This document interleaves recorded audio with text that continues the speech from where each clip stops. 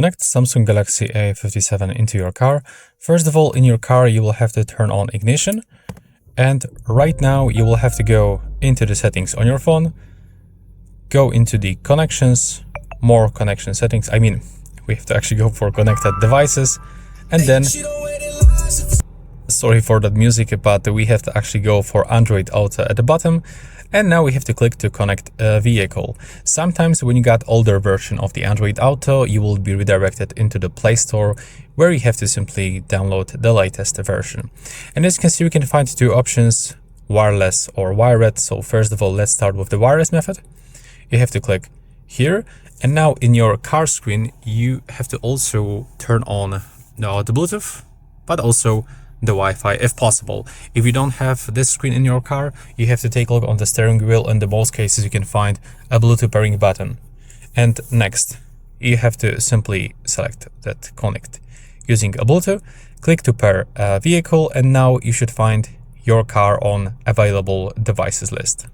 So as you can see, my car appears here. I have to just tap on it once and accept that pairing request on my phone screen, but also over here on my car screen.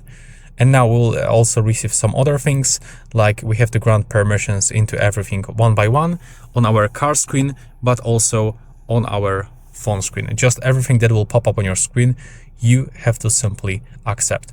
And now, as you can see, after just a few seconds, we can find this information. Welcome to Android, but another things that we have to accept. And now, as you can see here, we can find the Android Auto. In the most cases, you can find this shortcut. So we can, for example, open Google Maps, Spotify, or for example, some settings.